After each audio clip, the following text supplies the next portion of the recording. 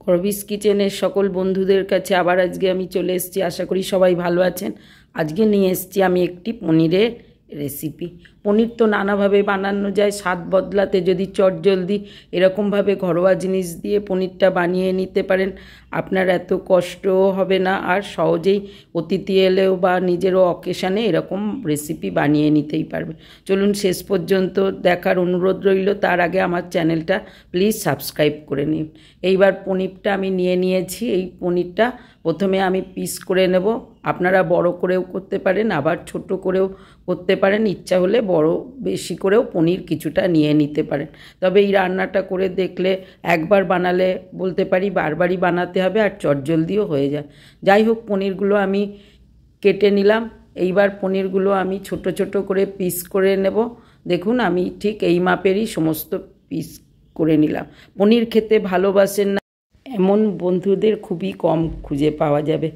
সুতরাং এইভাবে আমি পনিরটা পিস করে নিয়েছি।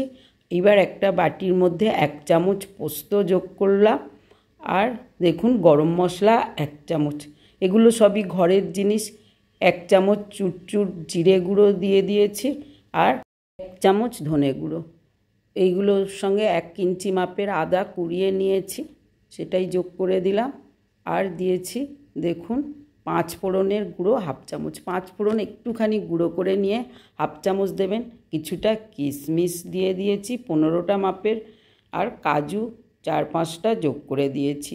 বাদাম দিয়েছি দেখুন 1 মুঠো, এই 25টা মাপের হবে, একটু কম বেশি হলে অসুবিধে নেই। 3টে কাঁচা লঙ্কা, বাদামগুলো কিন্তু ভাজা।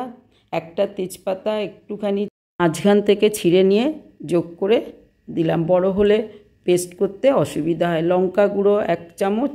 এইবার মিক্সির বাটির মধ্যে 2টো ঝালের দরুন লঙ্কা গুঁড়ো দিয়ে আর সমস্ত মশলাগুলো যেগুলো দেখালাম সেইগুলো যোগ করে বেশ মিহি করে একটা পেস্ট করে নেব। প্রথমে কিন্তু ড্রাই করে পেস্টটা করব, তারপরে জল যোগ করব।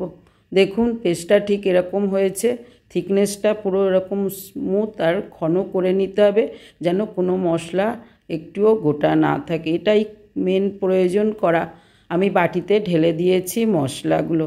ততক্ষণে দেখুন রান্নার জন্য আমি বড় 1 লিটারের দইয়ের পাত্র থেকে প্রয়োজন মতো দই নিয়ে নিচ্ছি।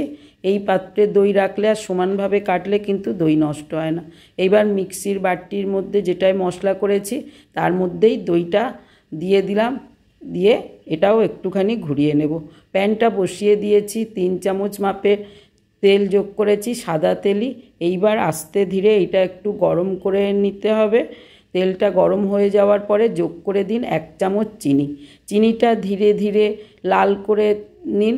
চিনিটা কিন্তু লাল হলে কালারটাও নিয়ে আসবে, আবার কারির মিষ্টিটাও টেস্ট নিয়ে আসবে। এইবার চিনিটা দেখুন কালার নিতে আরম্ভ করেছে। শুকনো লঙ্কা আর কালো জিরে যোগ করে দিলাম। কারি পাতা একটুখানি আমি চাটুতে নেড়ে যোগ করলাম, নালে ফাটবে।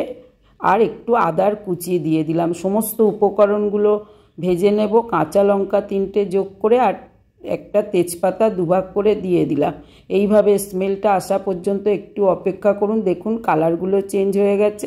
এবার আপনি যে মশলাটা করেছেন সেই মশলাটা যোগ করে দিন। সমস্ত মশলাটাই কিন্তু আস্তে আস্তে দিয়ে দিলাম। কেমনভাবে ফুটছে দেখছেন। ফোড়নটা এইভাবে গরম হওয়ার দরকার, তবে কিন্তু মশলার কাঁচা ভাবটা চলে যাবে। আর নাড়িয়ে নাড়িয়ে এবার একটুখানি হতে দিন। এবার মিক্সিতে ফেটানো দইটা এই ফাঁকে যোগ করে দিন মশলাটার সঙ্গে। এবার ভালো করে জোরে জোরে নাড়তে থাকুন। গ্যাসটা আস্তে করে দিন, তা নাহলে দইটা কেটে বা ছানা হয়ে যেতে পারে। বেশ দেখছেন কিভাবে মিশে গেছে, আর ভয় নেই। এইভাবে ফুটতে দিন আস্তে আস্তে। গ্রেভিটার কাঁচা ভাব দূর হওয়ার জন্য একটুখানি মশলা ধোয়া জলটা যোগ করে দিন। এরকম গ্রেভি রাখবেন সেই অনুযায়ী জলটা যোগ করুন। এইটা কিন্তু খুব ঘন হলে, অল্প লোক হলে ঠিক আছে, বেশি লোক হলে তখন কিন্তু আপনার ঝোলের পরিমাণটা একটু বাড়াতেই হয়। টেস্ট অনুযায়ী লবণ যোগ করে দিন। সমস্ত মশলা নাড়িয়ে চাড়িয়ে ভালো করে মিশিয়ে দেখুন সুন্দর স্মেলটা আসছে নাকি। বেশ ভালোভাবে নাড়িয়ে নাড়িয়ে দেখতে পাচ্ছেন গ্রেভিটা কতটা সুন্দর হয়ে গেছে। আস্তে আস্তে কিন্তু তেলটা বেরোতে আরম্ভ করছে। দেখুন গ্রেভিটা কিন্তু তৈরি। এইভাবে গ্রেভিটা আপনি করে একটা রেডিও করতে পারেন।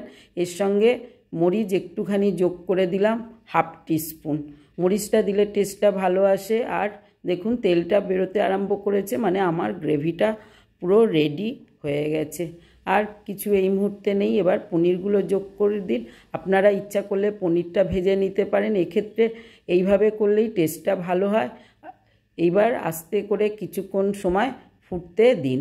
দেখুন কীরকম হয়েছে দেখতে পাচ্ছেন। আর একটুখানি সময় ফোটা পর্যন্ত অপেক্ষা করুন, নাড়িয়ে দিন। একদম স্মুথ কারিটা হয়েছে গ্রেভিটা, সেই জন্য আপনাকে একদম এরকমভাবেই তৈরি করে নিতে হবে। উপর থেকে দেখিয়ে দিচ্ছি বন্ধুরা, এখনও কি বানাবেন না, বানিয়ে ফেলুন এমন একটা কারি। উপর থেকে নাবিয়ে ঘি ছড়িয়ে দিন।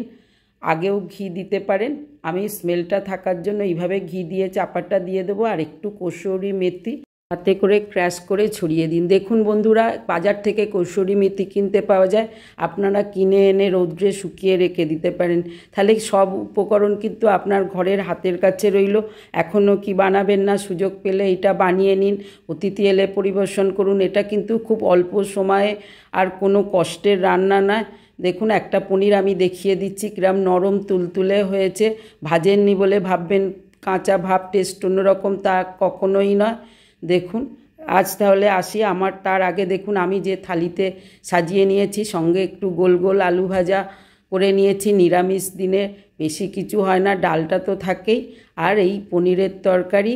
ব্যাস এবার গরম ভাতের সঙ্গে একটুখানি মেখে ব্যাস এক গাল পুড়ে দেখুন, গালে কিন্তু একদম মিলিয়ে যাবে আর বারবারই বানাতে ইচ্ছা করবে। আজ আসি, ভালো থাকবেন, সুস্থ থাকবেন, বানিয়ে ফেলুন।